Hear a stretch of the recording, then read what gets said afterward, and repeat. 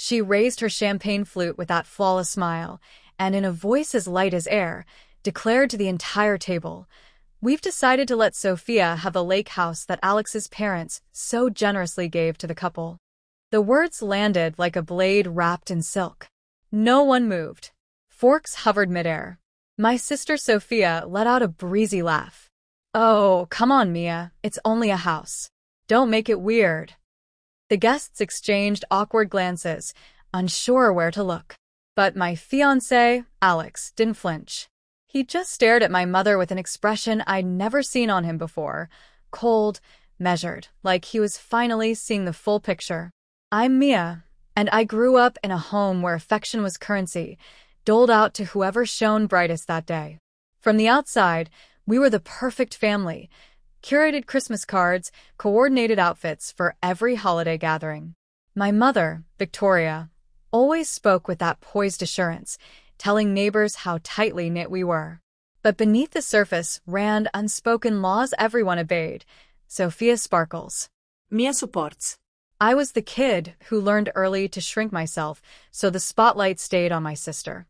When we were young, Sophia insisted on the larger bedroom overlooking the garden, because that's where my friends will hang out. Mom agreed instantly. Dad, Richard, just shrugged. I didn't protest. I helped repaint her new walls while I settled into the cramped room facing the alley, with its rattling pipes and dim light. They called me sensible, dependable, mature, praise that really meant you won't cause waves. The pattern held into adulthood. Sophia bounced between careers and boyfriends, always confident a safety net would appear. It usually did, often stretched by me.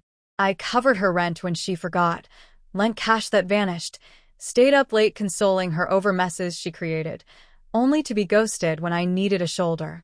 I kept the peace because that's what good daughters do, right? Everything changed when I met Alex.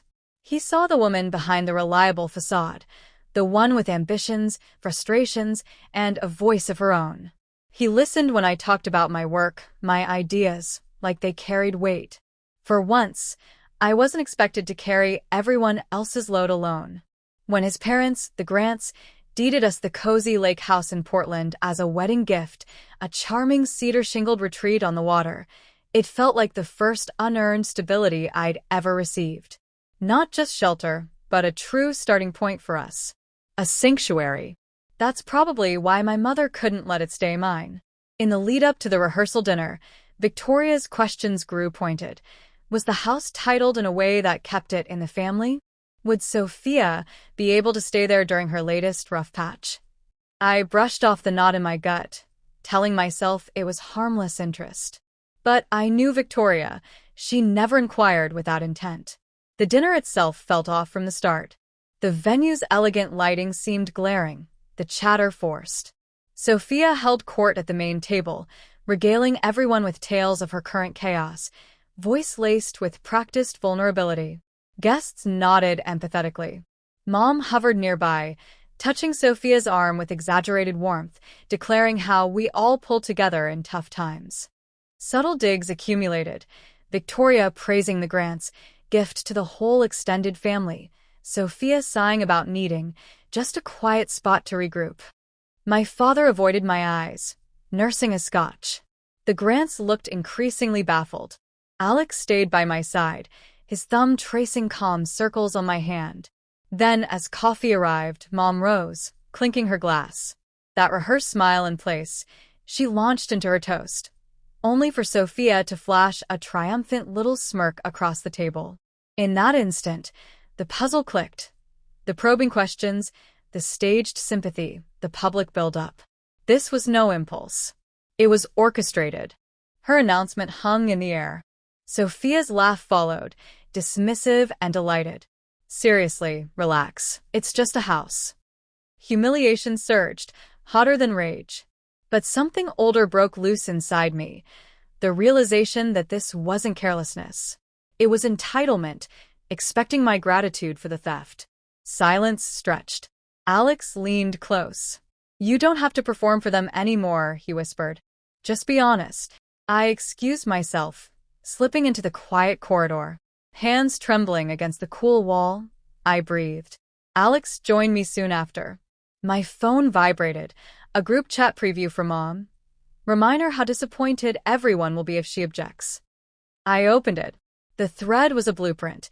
Directives on Sophia's timing, tears, phrasing to guilt me, notes on swaying opinion. The killer line, Mia won't push back in front of company. She never has. Alex read over my shoulder. They still think you're the old version of you. Then let's correct that, I said, the words surprising even me with their steadiness. We returned. The room buzzed with anticipation. Mom was still speaking, framing the generous arrangement. Sophia played grateful, eyes shining. Alex stood first. Actually, there's a misunderstanding that needs clearing up, now. Mom's smile faltered. Darling, no need. There is, he cut in calmly. I met her gaze. The lake house isn't being reassigned. It's ours solely. Sophia's jaw dropped. But Mom just said. And she was wrong. I replied, Victoria's eyes hardened. Mia, don't create a spectacle. Family discusses these things privately. Like in your group chat? I set my phone down, screen visible. The Grants exchanged glances. Mr. Grant cleared his throat. The deed is in a marital trust. It can't be transferred or shared outside the spouses without forfeiting the gift entirely. Victoria Paz. That's unreasonable. It's protective, Mrs. Grant said quietly. Sophia rallied with watery eyes. How can you be so selfish? In front of everyone did I open the chat and began reading aloud, voice even. Instructions for tears, guilt trips, public pressure. Mia won't refuse, she never does. Gasps rippled. Sophia went ashen. Mom reached for the phone. I slid it away. You added me months ago. Forgot to remove me, I guess. Laughter bubbled from a few guests, shocked, incredulous. Victoria Sputtered. I was only helping Sophia.